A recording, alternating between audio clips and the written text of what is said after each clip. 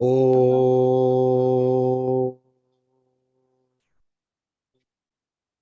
सहना भवतु सहनौ भुनक्तु सह वीर्यं करवावहै तेजस्विनावधीतमस्तु मा विद्विषावहै। ओम शांति शांति शांति। हरि ओम।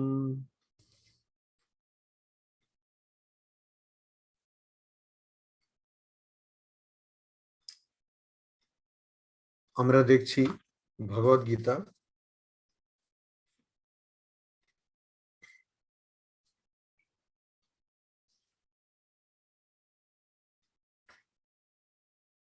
চতুর্থ অধ্যায় 14 নম্বর শ্লোক। এর আগে আমরা দেখলাম चातुर्वर्ण्यं मया सृष्टं गुणकर्म विभागशः तस्य कर्तारमपि मां विद्धि अकर्तारम अव्ययम्। চারটে বর্ণ বা জাতির সৃষ্টি হয়েছে গুণ আর কর্মের ভিত্তিতে। আর যদিও এটার স্রষ্টা ভগবান শ্রীকৃষ্ণ স্বয়ং, কিন্তু তিনি কোনো কিছুই করেন না, এটা জানবে, এরকম অর্জুনকে ভগবান শ্রীকৃষ্ণ বলছেন। আর তার মধ্যে কোনো কিছুই পাল্টায় না। তো এইসব মায়ার জগতে হয়, মায়ের জগতেই সমাজ, মায়ের জগতেই সমাজ ব্যবস্থা, আর সেই সমাজ ব্যবস্থার জন্য বর্ণ ব্যবস্থা, আশ্রম ব্যবস্থা। কিন্তু প্রকৃতপক্ষে আমাদের যে প্রকৃত স্বরূপ, এটাকে এটা স্পর্শ করে না, ঠিক সেরকম ভগবানকে এটা স্পর্শ করে না।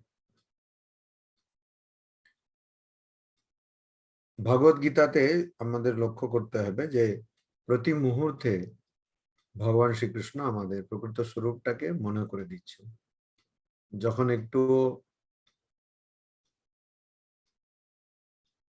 মনে হচ্ছে যেন সম্ভাবনা থেকে যাচ্ছে যেন আমরা নিজের প্রকৃত স্বরূপকে ভুলে যাব বা ভুল বুঝবো, তখন সঙ্গে সঙ্গেই ভগবান শ্রীকৃষ্ণ সেখানে আমাদের প্রকৃত স্বরূপটা কি সেটা বুঝিয়ে দিচ্ছেন।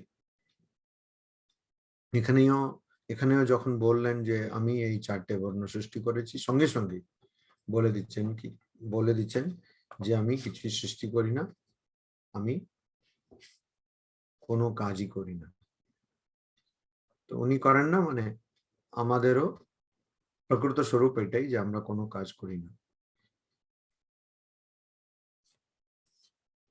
কিন্তু এটা আমরা তখনই পুরোপুরি ভাবে ভালো করে বলতে পারবো যখন আমাদের মধ্যে কোনো আগ্রহ বা ইচ্ছা না থাকে। তার আগে আমরা যখন এটা বলবো তখন এটা ধরে নিতে হবে এটা ভণ্ডামি। 14 নম্বর শ্লোক। নমাম কর্মাণি লিম্পন্তি নমে কর্ম ফলে স্পৃহা ইতি মাম ইয়ো অভিজানাতি কর্মভিঃ ন স বধ্যতে।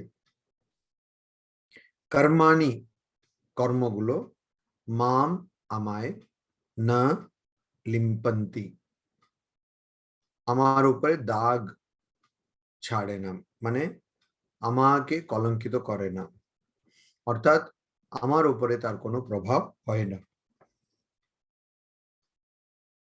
মে আমার কর্মফলে কর্মের ফলে স্পৃহা ইচ্ছা না ইতি নেই, ইতি এরকম ইহ যে মাম অভিজানাতি আমায় জানবে, সহ সে কর্মবিহি না বধ্যতে সে কর্ম দিয়ে বদ্ধ হবে না, অর্থাৎ কর্মের বন্ধনে সে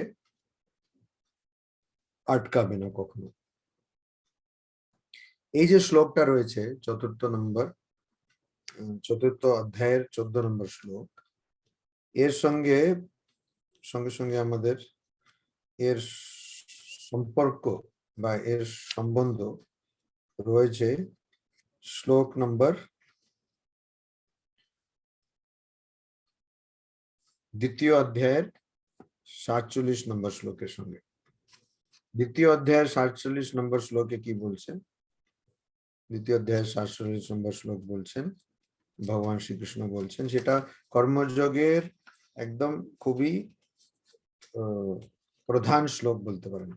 कर्मणि एव अधिकारः ते मा फलेषु कदाचन मा कर्म फल हेतुः भूः मा ते संगोत्स्व कर्मणि। মানে কর্মের শুধু তোমার অধিকার রয়েছে, কখনো কর্মফলে তোমার কোনো অধিকার নেই।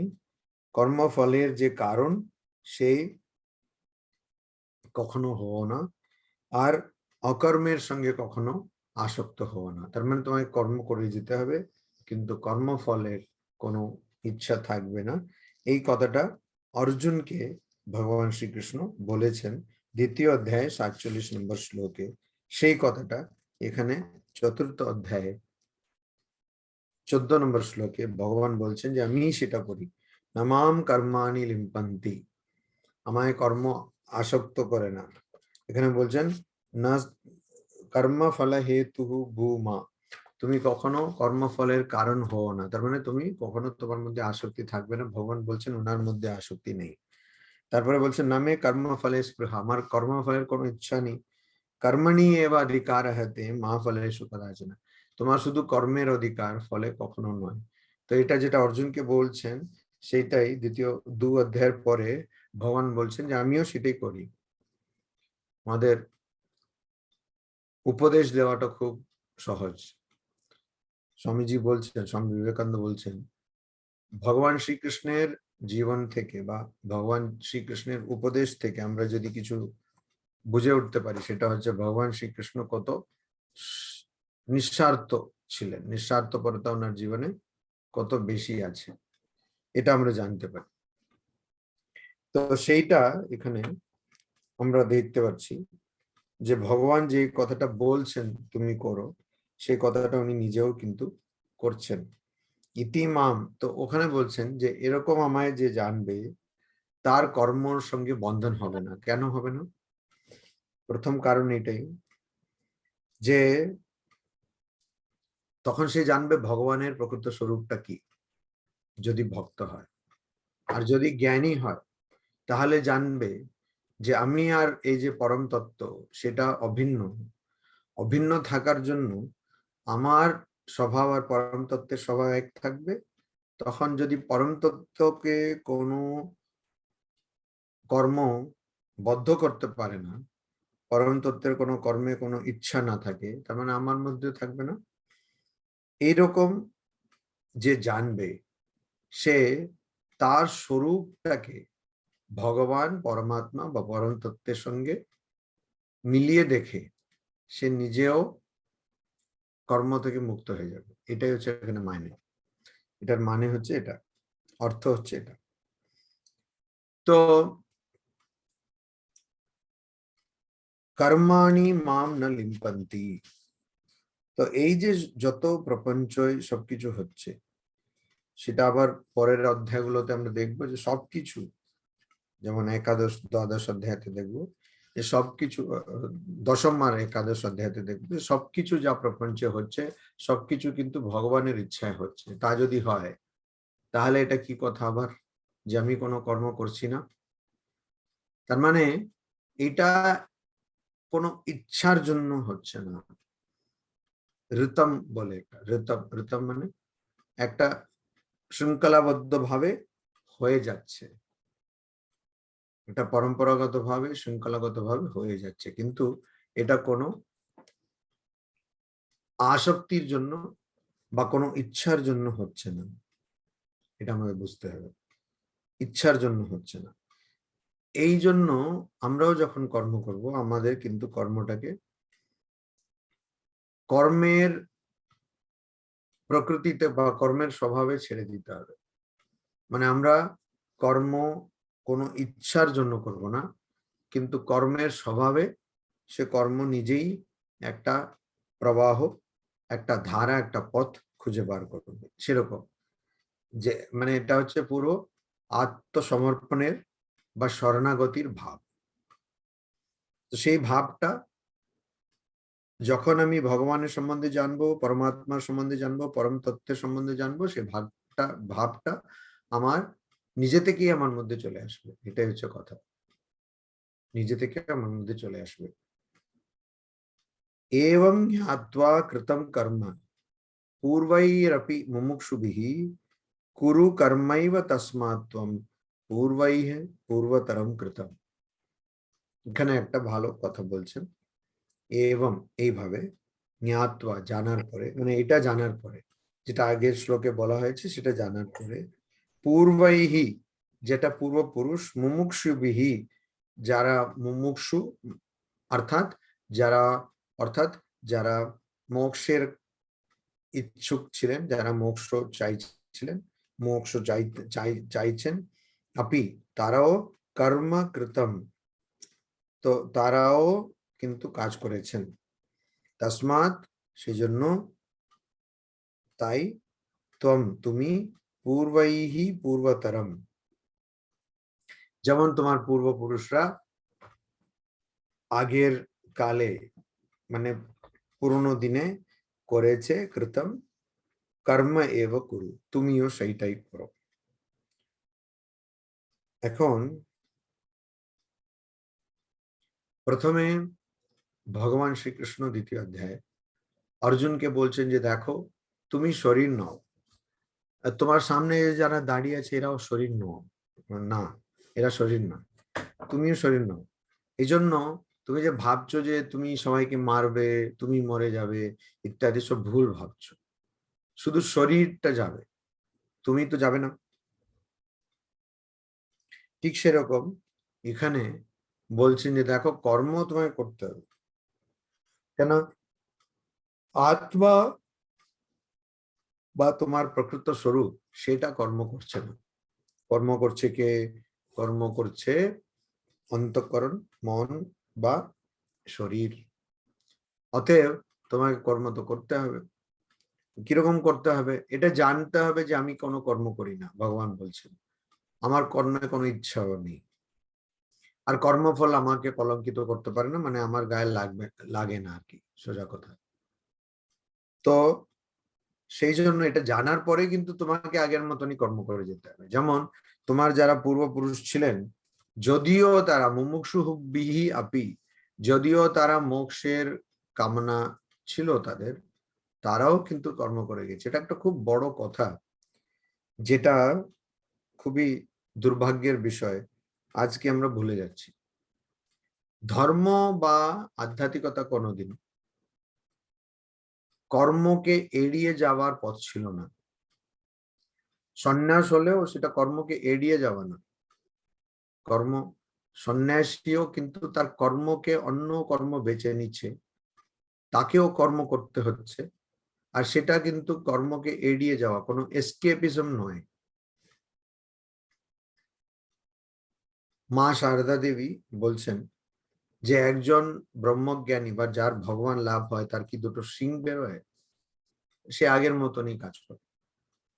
তো পূর্বৈহি মুমুক্ষুবিহি মানে আগের সময়ে, এর আগে অর্থাৎ এটা এমন নয় যে তুমি প্রথম আত্মজ্ঞানের কথা শুনছো, বা এটা এমনও নয় যে আমরাই প্রথম ভগবত গীতা অধ্যয়ন করার চেষ্টা করছি। এর আগে কোটি কোটি মানুষ করেছে, এরপরেও কোটি কোটি মানুষ করবে। সেই একই কথা ভগবান শ্রীকৃষ্ণ অর্জুনকে বলছেন যে দেখো, পূর্বাইরাপিহি মুমুক্ষুভি, তোমার আগেও মুমুক্ষু ছিলেন, যদিও অর্জুনকে এই মুহূর্তে মুমুক্ষু বলাটা খুব কঠিন, কিন্তু তোমার আগেও যারা মুমুক্ষু ছিলেন, যারা মোক্ষ কামনা করছিলেন, তারাও কিন্তু ওদের যা করণীয় সে কাজ তারা করেছে। অতএব তুমিও তোমার পূর্বপুরুষ যেমন আগের যুগে কাজ করেছেন, তুমি কাজ করে যাও। তোমার কাজ করে যেতে হবে, কারণ কাজ করলে তবে তোমার যে আগের কর্মফল সেটা ক্ষয় হবে, সেটা শেষ হবে। আর কাজ করলে কিন্তু তোমার প্রকৃত স্বরূপ যেটা, তোমার প্রকৃত স্বরূপ যেটা সচ্চিত আনন্দ স্বরূপ, সেটা কিন্তু কখনোই তার মধ্যে কোনো প্রভাব হবে না, তার কোনো কিছুই পাল্টাবে না। কারণ আত্মাকে বা ব্রহ্মকে কখনো কর্ম কলঙ্কিত করতে পারে না। তো এখন এইরকম কথা, মানে এখানে এইরকম কথা বলাতে দুটো সমস্যা সৃষ্টি হলো। প্রথম সমস্যা হচ্ছে যে ভগবান শ্রীকৃষ্ণ যে বলছেন যে কর্ম করে যাও, কর্ম করে যাও, সে কর্ম মানে এটা কি বোঝাচ্ছেন? কর্ম বলতে আমরা জানি কর্মযোগে স্বামী বিবেকানন্দ স্বামীজি কর্মের কথাটা, ওখানে উনি কর্মের কথাটা অর্থটা বলছেন। বলছেন কর্ম মানে হচ্ছে করা, যে কোনো কাজ করাটাকে কর্ম বলে। চিন্তা করাও কর্ম, সেটা মনের স্তরে হলেও শরীরের স্তরে হলেও কর্ম। আর কর্মের ফলকেও কিন্তু কর্মই বলা হয়। তো এখন এখানে সমস্যা এইটা যে কিরকম, মানে কর্ম বলতে কাকে বোঝাচ্ছেন, কর্ম বলতে কাকে বোঝাচ্ছেন, এটা সমস্যা। এই জন্য ওই সমস্যাটা যাতে না থাকে, কেন বলা হচ্ছে তসমাৎ ত্বম পূর্বহি পূর্বতরম কৃতম, তুমি তোমার আগের পূর্বপুরুষ যা করেছেন সেরকমই করে যাও, এ কথাটা বলা হয়েছে। তারা যেমন যদিও মুমুক্ষু ছিলেন, তারা কিন্তু কর্মটাকে এড়িয়ে যাননি। সেটা বড় কথা। আচ্ছা, ওই কথাটাকে আর একটু বলতে হবে। যেটা বলছিলাম, এসকেপিজমের পথ নয় আধ্যাত্মিকতা, এসকেপিজমের পথ নয় যে কাজটাকে এড়িয়ে যাব, আমার উপরে দায়িত্ব ওই জন্য চলে যাবে না। অনেক সময় আমি মজা করে বলেছি যদিও, কিন্তু এটা ঘটনাও ঘটে। কি ঘটনা? যে বিয়ে করার 1-2 বছর পরে অনেক জায়গায় হয়েছে এটা, আর এখনো হচ্ছে, আরো মনে হবে, ভবিষ্যতে হবে, যে বিয়ে করার 1-2 বছর পরে স্বামী স্ত্রী তারা একসঙ্গে এসে আশ্রমে বলছে যে মহারাজ আমরা ভাবছি আমরাও আশ্রমে চলে আসবো। এই কথাটা যে মজা লাগতে পারে, কিন্তু ঘটনাটা সত্য ঘটনা কিন্তু। আর 1-2 বার হয়েছে না, অনেকবার হয়েছে, অনেকবার হচ্ছে, হবেও আগে। কারণটা কি? মনে হয় সাধুদের দেখে, যেহেতু ওরা খুব আনন্দে আছে, ভুড়ি টুড়ি আছে এরকম, তো তাদের দেখে মনে হয় যেন এরা কোনো কাজ করে না, এদের কোনো দায়িত্ব নেই, এরা সব মানে একদম, তাদের তো কোনো কিছু নেই, ঘন্টা পড়লে খেয়ে খালাস, এরকম যে ভাব, এই যে ভাবটা মনে হয়, এটা ভুল ধারণা। আর এই জন্য মনে হয় যে মানে বলে না, মানে মনে হয় সবসময় যে না, এটা একটা ভালো ভালো পথ এখান থেকে বেরোনোর জন্য। তো ওই জন্য ঠাকুর শ্রীরামকৃষ্ণ দেবের কাছে একজন গেলেন, তার স্বামী, একজন ভদ্রলোক গেলেন, তার স্ত্রী ছিল, তার বাচ্চারা ছিল, বলছেন যে আমি সন্ন্যাস নিতে চাইছি। ঠাকুর এমন ধমক দিলেন, বললেন না, তুমি সন্ন্যাস নেবে, সেটা আবার কি কথা? তুমি সন্ন্যাস নেবে, আবার তোমার যারা আছেন, সন্তান যারা রয়েছে, মানে আর তোমার স্ত্রী, তাদের দেখাশোনা কে করবে? ভালো করে ধমক দিয়ে দিচ্ছে। তো এখানে এই যে আমি কাজটাকে, আমার দায়িত্বটাকে এড়িয়ে যাব, সেইটা এখানে হবে না, সেটা হবে না, সেইটা কখনো আধ্যাত্মিকতা নয়। হঠাৎ এখান থেকে গেলাম, একটা কাপড় পরে নিলাম, অনেকে জিজ্ঞেস করে, মানে লোকেরা কথা বলতে জানে না, এটা তো ঠিকই কথা, আর যে কেমন করে কথা বলতে হবে বা কি জিজ্ঞেস করতে হবে সেটাও জানে না। আর সবচেয়ে বড় কথা হচ্ছে, আমাদের দেশে যেখানে এত সংস্কার, এত পরম্পরা চলেছে, এখানে মানুষ মনে হয় দুষ্টুমি বা করে বা ইচ্ছে করে এরকম প্রশ্ন করে। কেননা বিদেশিরা কখনো ওরকম প্রশ্ন করে না, তারা আরো একটু তারা একটু আরো সতর্ক থাকেন। তো প্রশ্ন হচ্ছে, কেউ কেউ এসে জিজ্ঞেস করেন, আচ্ছা আপনি এই কাপড়টা কিনলেন কোত্থেকে? মানে আপনি যে গেরুয়া কাপড় পরে আছেন, সেটা কিনলেন কোত্থেকে? মানে কথার এটা শুনে মনে হবে যে আচ্ছা আপনি বলে দিন, দোকানটা ঠিকানা দিয়ে দিন, ইমেল বা ওয়েবসাইট যেটাই হয়, অ্যামাজনে পাওয়া যায় কিনা, আমিও একটা গেরুয়া কাপড় কিনে পরে নেব। কিন্তু এটা কেনা কাপড়, মানে হয়তো আমি যে কাপড়টা এখন পরছি, ইদানিং এই মুহূর্তে যে কাপড়টা আমার পরিধান, সেই কাপড় অবশ্যই আমি কোথাও কিনেছি, কিন্তু এই গেরুয়া বস্ত্র আমাকে একজন গুরু, সে সন্ন্যাস এতে দিয়েছেন, মানে সন্ন্যাস সংস্কার করে দিয়েছেন। তো সেই গুরু আবার যে সে গুরু নন, আর সেই গুরু দিয়েছেন। তো তো ওই কথাটা কেউ বোঝে না, মানে মনে করে যে হ্যাঁ একটা কি, যেমন এই শ্রীরাম জয়রাম বলে কাপড় পাওয়া যায়, সেরকম গিয়ে খাদির থেকে একটা কাপড় কিনে পরে নিল আর বাস সব খালাস, আর আমার কোনো দায়িত্ব নেই।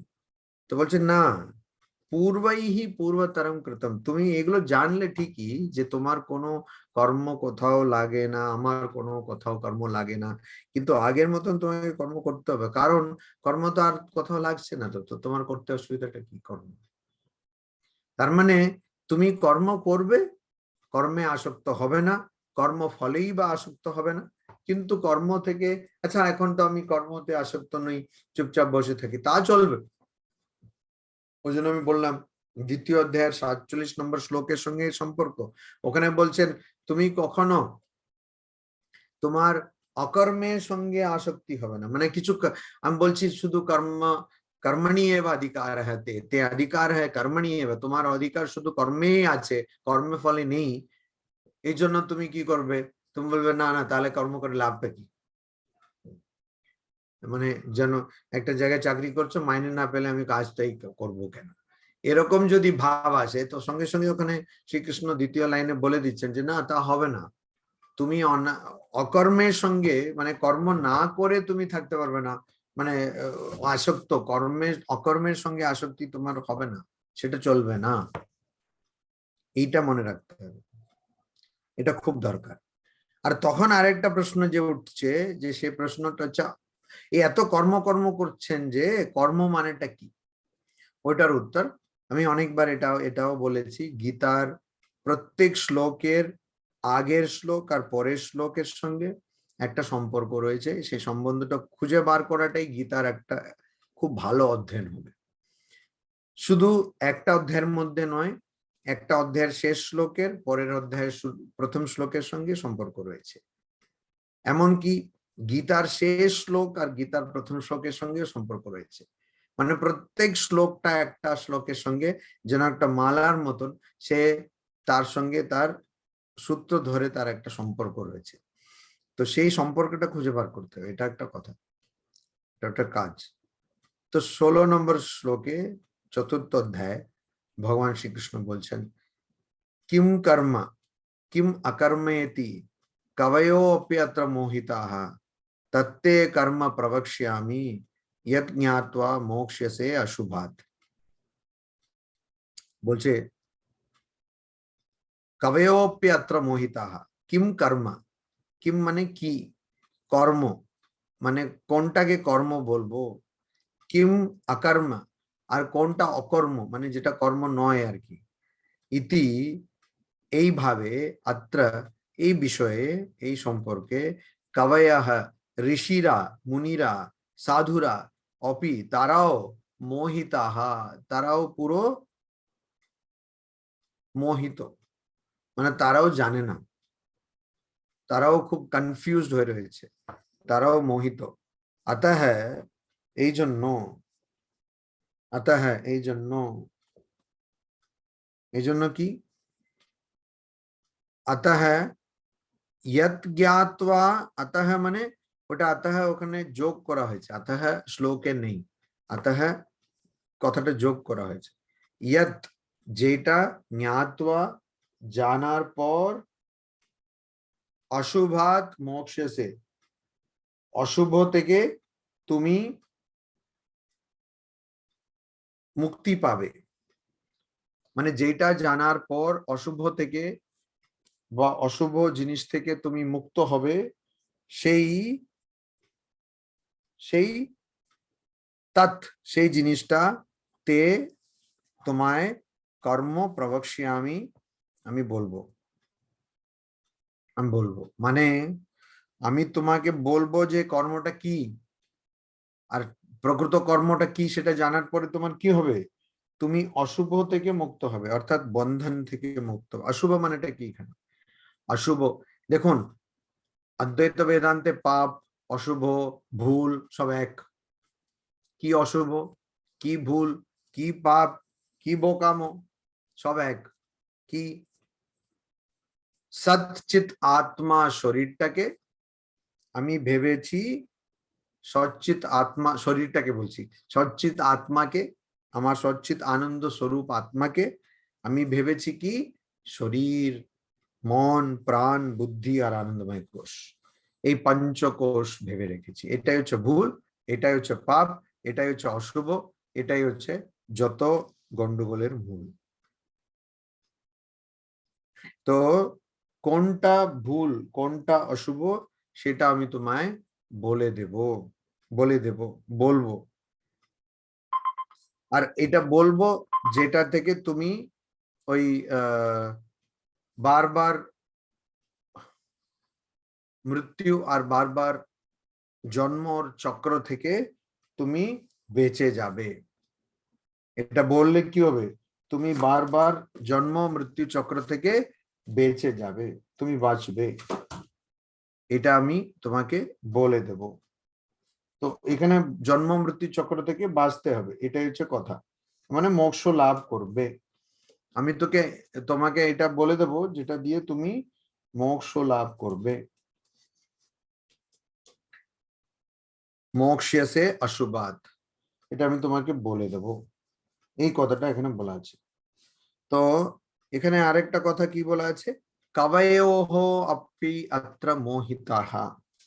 তো এখানে একটা কথা যদি বলে, এমন কি কথা, কি কর্ম কি অকর্ম, আমি সেটা কেন ভাবছি, আমি সেটা ভেবে এত চিন্তা করছি কেন, একটু পড়াশোনা করলেই তো হয়ে যাবে, মানে কর্ম কি অকর্ম গুগল করলে তো পেয়ে যাব, এরকম একটা ভাব থাকতে পারে। এখন তো সবকিছু সহজ না, সবকিছু হাতের মুঠোয়। একজন কেউ হাতটা তুললেন, আর হাত তোলা মানে হচ্ছে এই যে, যেটা আমি বুঝতে পারছি প্রযুক্তিতে, মানে কিছু বলতে চাইছেন। যদি সেটাই ছিল ব্যাপার তাহলে বলে দিন, অন্যথা যদি ভুল করে তুলেছেন সেটাও বলে দিন, তাহলে সুবিধা হয়। যাক, কিছু বলছেন না, তো ঠিক আছে। হ্যাঁ,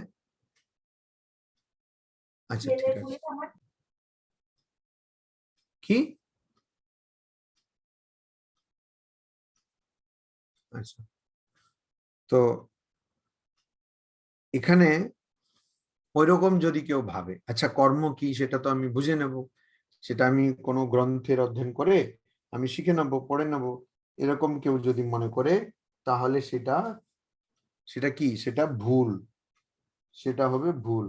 কারণ সেরকম করে কেউ মনে করতে পারবে না, তার কারণ হচ্ছে জানতে পারবে না, তার কারণ হচ্ছে কবয়ঃ, তার মানে যারা ঋষি মুনি, যারা শুধু গ্রন্থ অধ্যয়ন করেছেন তা নয়, যারা মনন চিন্তন করে ধ্যান করেছেন, সেই জিনিসগুলোকে তত্ত্বগুলোকে উপলব্ধি করেছেন, তারা হচ্ছেন কবয়ঃ। তারাও এখানে কিন্তু কিছু বুঝতে পারছেন না, তারাও এখানে মোহিতাহা। তো এখানে মানেটা কি, এখানে একটা মানে যে দেখো তুমি যখন কোনো জিনিসটাকে বোঝানো হয়, দু রকম জিনিস থাকে, একটা হচ্ছে সাধারণ আর একটা বিশেষ। ইংরেজিতে বলছি general and specific, particular. General আর পার্টিকুলার। তো দর্শনে কিন্তু কতগুলো সাধারণ কথা আছে, কতগুলো বিশেষ কথা আছে। সাধারণ থেকে বিশেষ, বিশেষ থেকে সাধারণ, এরকম দুটো যুক্তি রয়েছে। সাধারণ থেকে বিশেষ আর বিশেষ থেকে সাধারণ, এই যুক্তি রয়েছে। তো সাধারণ থেকে বিশেষ যে যুক্তি, সেটা একটা আছে, আর বিশেষ থেকে সাধারণ একটা যুক্তি আছে। তো প্রথমে দেখব বিশেষ থেকে সাধারণ কি যুক্তি। যেমন আমি ইংরেজিতে বললাম, ইংরেজিতে এর জন্য বলছি যে বেশিরভাগ বইতে এটা ইংরেজিতেই পাবেন, আর বাংলাতে হয়তো খুব কঠিন শব্দ কেউ কেউ শুনেনি, তো সেটা অসুবিধা হবে, ওই জন্য ইংরেজিতে বলছে সাধারণ মানে জেনারেল, বিশেষ মানে পার্টিকুলার। বিশেষ থেকে সাধারণে একটা সিদ্ধান্তে আনা। বিশেষ কি, মানুষ, মানুষ কি মরে, মেন আর মর্টাল, এটা একটা সাধারণ সিদ্ধান্ত। বিশেষ সিদ্ধান্ত কি, বিশেষ সিদ্ধান্ত হচ্ছে যে ধরুন অমুক মিস্টার এক্স, সে মিস্টার এক্স মরবেন একদিন, মানে যে বাংলাতে আমরা যেমন বলি ওরকম না, মরবে একদিন, মরবে ওরকম না, মানে সবার মৃত্যু আছে সেরকম একদিন ও মরবে, ঠিক আছে। কখনো বাংলাতে বলি না দেখো একদিন মরবে, সেরকম কথা না, যে ওর মৃত্যু আছে, ও মানে ওর একটা মৃত্যু আছে, যার জন্ম হয়েছে মৃত্যু আছে সেরকম মরবে। আর মিস্টার ওয়াইও মরবেন। আর মিস্টার এক্স হচ্ছেন মানুষ, মিস্টার ওয়াইও হচ্ছেন মানুষ, আর সেই জন্য আমরা দেখি মিস্টার জেডও মরবেন, আর মিস্টার জেডও মানুষ, অতএব মানুষরা মরে। So mister X is mortal, mister Y is mortal, mister Z or Z is mortal, Mr. X, Y, Z are men, মানে are human beings, so all human beings are mortal. তার মানে বিশেষ কিছু আমরা দেখলাম, আর ওই বিশেষ থেকে আমরা একটা সাধারণ সিদ্ধান্তের দিকে চলে গেছি।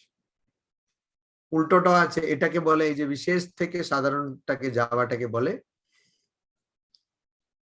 Inductive reasoning. হ্যাঁ, ইন্ডাকটিভ রিজনিং। আর আর উল্টোটাও আছে, উল্টোটা আছে ডিডাকটিভ রিজনিং।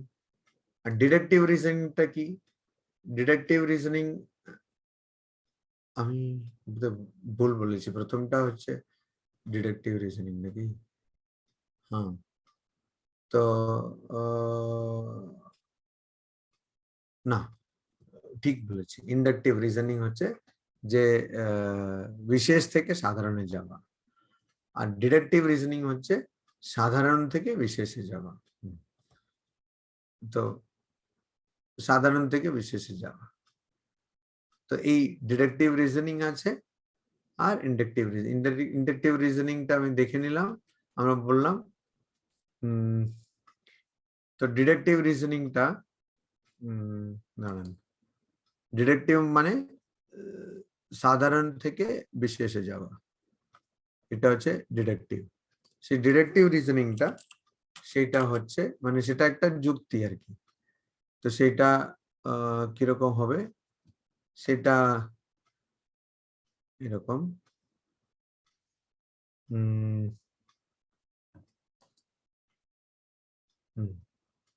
তো আমি যেই বললাম সেই জিনিসটাকে উল্টো করে দিলে সেটা ডিডাকটিভ রিজনিং, মানে সব মানুষই মরে, ঠিক আছে।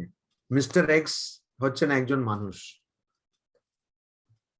অতএব মিস্টার এক্স মরবেন। আমি প্রথমে যেটা বললাম সেটা হচ্ছে বিশেষ থেকে সাধারণে আসা। মিস্টার এক্স মরবেন, মিস্টার ওয়াই মরবেন, মিস্টার জেড মরবেন, মিস্টার এক্স ওয়াই জেড সবাই মানুষ, এই জন্য সব মানুষই মরে। তো প্রথমে হচ্ছে এক্স ওয়াই জেড বিশেষ, ওখান থেকে সাধারণ সিদ্ধান্ত, সব মানুষই মরবে। উল্টো করে দিন, সব মানুষ মরে, আমরা জানি সব মানুষ মরে, মিস্টার এক্স একজন মানুষ, তো মিস্টার এক্সও মরবে। তো এখানে সেই যে সিদ্ধান্ত এরকম করে, তো সেরকম সিদ্ধান্ত করলে আমরা বুঝতে পারবো যে এখানে কিন্তু একটা সিদ্ধান্ত ধরে নিতে হবে, একটা সাধারণ সিদ্ধান্ত ধরে নিতে হবে। দর্শনে সাধারণ জেনারেল আছে, পার্টিকুলার আছে, কিন্তু কর্মের ক্ষেত্রে বিশেষ সিদ্ধান্ত কাজ চলবে না, সাধারণ সিদ্ধান্তটাকে ধরে নিতে হবে। মানে সাধারণ সিদ্ধান্ত এখানে কি হলো, সব মানুষ মরবে, এটা সাধারণ সিদ্ধান্ত। কর্মেও সব কর্মের ফল আছে, এটা সাধারণ সিদ্ধান্ত। আর অনাসক্ত হলে ফল আপনাকে কিচ্ছু করতে পারবে না, ফলটা হবে ঠিকই কিন্তু আপনাকে স্পর্শ করবে না, মানে যে অনাসক্ত, যে নিষ্কাম ভাবে কর্ম করছে তাকে স্পর্শ করতে পারবে না। এইটুকু সাধারণ সিদ্ধান্তের স্তরেই কিন্তু কর্মের ক্ষেত্রে আমরা এগোতে পারবো। বিশেষ ক্ষেত্রে কি, মানে আমি অমুক দিনে অমুক বছরে অমুক কাজ করেছিলাম, সেটার ফল অমুক দিনে অমুক বছরে পাবো, এটা কখনো করা যাবে না, বুঝতে পারছেন? মানে ওইটা কখনো করা যাবে না। মানে একটা কর্ম করেছি, তার ফল কবে পাচ্ছি বা তার ফল কিরকম ভাবে আসছে, সেই সেই এটা টানা যাবে না, সেই সম্পর্কটা টানা যাবে না। তো বিশেষ স্তরে কিন্তু এই কর্মফলের জিনিসটা বার করা যাবে না। তো কর্মকে সাধারণভাবে মোটামুটি ভাবে বোঝা যায়, বিশেষ করে সেটাকে বোঝা যাবে না। এটা কি মানে কিছু বোঝাতে পারছি কি? মানে কেউ কিছু বললে ভালো হবে, নাহলে মনে হচ্ছে যে সবাই কিন্তু খুবই কষ্ট পাচ্ছেন এরকম মনে হচ্ছে। অনিলদা, কি ব্যাপারটা বোধগম্য হলো? হ্যাঁ মহারাজ, ভালো হয়নি মহারাজ, ভালো পরিষ্কার হয়নি মহারাজ আমার পরিষ্কার মাথায়। তাহলে একটু আরো ঘষে মেজে দিচ্ছি, পরিষ্কার হয়ে যাবে। মানে একটা নির্দিষ্ট জিনিস আর সাধারণ জিনিস, সাধারণ তত্ত্ব, হ্যাঁ, মানে কাকগুলো সব কালো, ঠিক আছে, সব কাক কালো, এই কাকটা কালো, ওই কাকটা কালো, এই কাকটা কালো আর ওই কাকটা কালো, এইটা হচ্ছে নির্দিষ্ট কথা, বিশেষ কথা। সব কাকটা কালো, এটা হচ্ছে একটা